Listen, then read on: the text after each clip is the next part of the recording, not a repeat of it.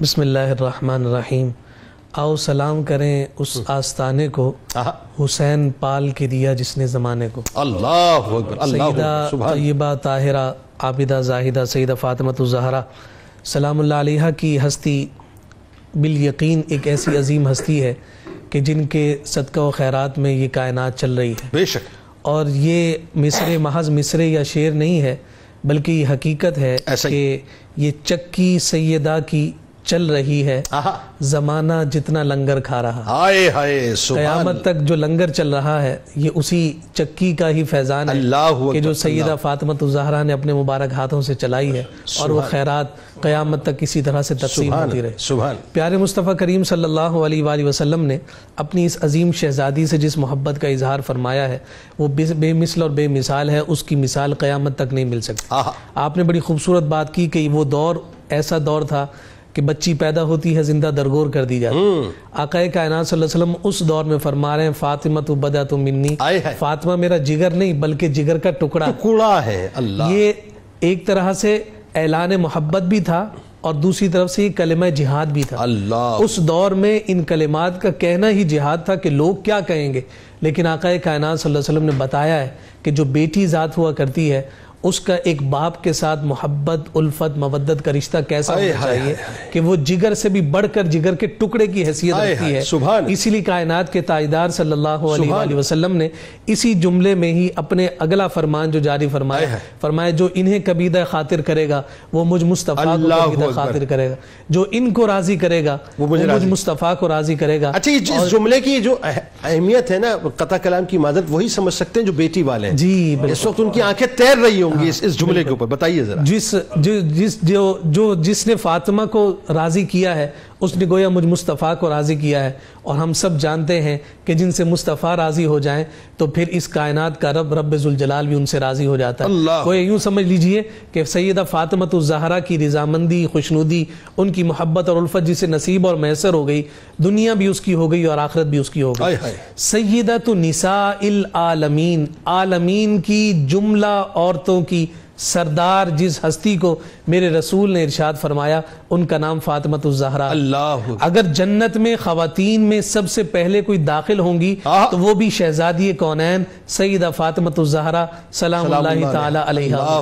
پھر اسی طرح سے آپ دیکھیے کہ آقا کائنات صلی اللہ علیہ وآلہ وسلم ہر رنج میں اور ہر راحت میں سیدہ پاک کے ساتھ ہمیں کھڑے ہوئے نظر آتے ہیں۔ اللہ، کیسی محبت کا اظہار ہے کہ جب آپ کو حضرت علی المرتضیٰ شیر خدا رضی اللہ تعالیٰ عنہ کے حبالہ عقد میں دے رہے ہیں تو ساتھ ساتھ حضرت علی المرتضیٰ اور سیدہ فاطمۃ الزہرا کے درمیان کاموں کی تقسیم بھی خود کائنات کے تاجدار کہ فاطمہ آپ گھر کی زینت ہوں گی، گھر کے یہ امور آپ کی ذمہ داری ہوگی۔ علی المرتضیٰ شیر خدا کو حکم دیا جا رہا ہے کہ آپ باہر کے امور پر انجام دیں گے، اور لیکن اس کے باوجود آپ دیکھیے کہ سیدہ فاطمۃ الزہرا سلام اللہ علیہا کائنات کے تاجدار کی شہزادی ہونے کے باوجود دن بھر اپنی اولاد میں مشغول اور مصروف ہیں، لیکن جب راتیں گزرتی ہیں تو اس رب کو راضی کرنے کے لیے گزرتی ہیں۔ پھر آپ یہ بھی دیکھیے کہ آقا کائنات صلی اللہ علیہ وآلہ وسلم کے چلنے جیسا تو کسی کا چلنا ہے، لیکن ہماری ماں سیدہ عائشہ کہیں کہ اگر تم نے دیکھنا ہے کہ حضور جیسا چلتا کون ہے، میرے مصطفیٰ کی بیٹی فاطمہ کو دیکھو،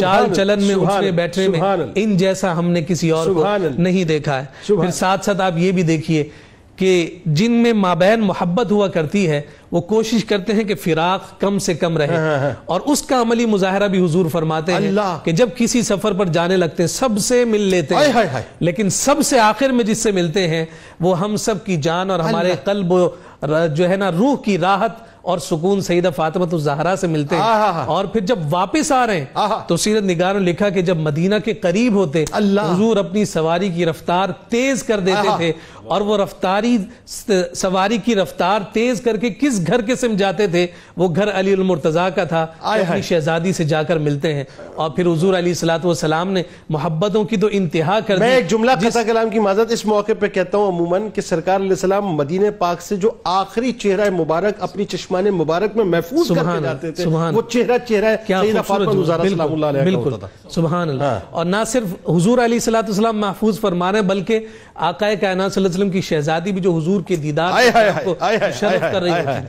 یہ کتنی وارفتگیوں کے انداز ہیں، آپ اس کو جتنا بڑھائیں کرتے چلے جائیں.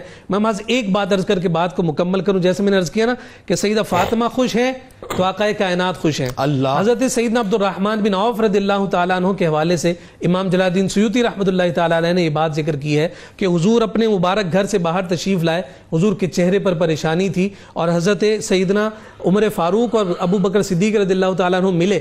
آقا کائنات صلی اللہ علیہ وسلم نے کہا کہ گھر میں کھانے کو کچھ نہیں، شہزادے پریشان ہیں، کچھ کھانے کو ہے. بات ابو بکر و عمر سے ہو رہی تھی. حضرت عبد الرحمن بن عوف نے کسی گوشے سے سن لیا، دوڑتے ہوئے گھر گئے اور روٹیاں پکا کر جب لے کر آئے، حسنین کریمین نے کھائیں. سیدہ پاک خوش ہوئیں، حضور کو اطمینان ہوا، حضور باہر تشریف لائے اور حضرت عبد الرحمن بن عوف سے کہا کفاک اللہ فی دنیاک، فرمایا کہ اللہ رب العزت تجھے دنیا میں کسی کا محتاج نہ کرے. وَأَمَّا الْآخِرَةُ فَأَنَا لَهُ الضَّامِنُ، تو نے میری شہزادی کو راحت دی ہے، دنیا میں تو کسی کا محتاج نہیں ہوگا. آخرت کی بات کرتا ہے، میں مصطفیٰ تجھے جنت کی بشارت اور تجھے جنت کی ذمہ داری عطا. اس بات کو سن کے اس وقت وجود ہل کے رہ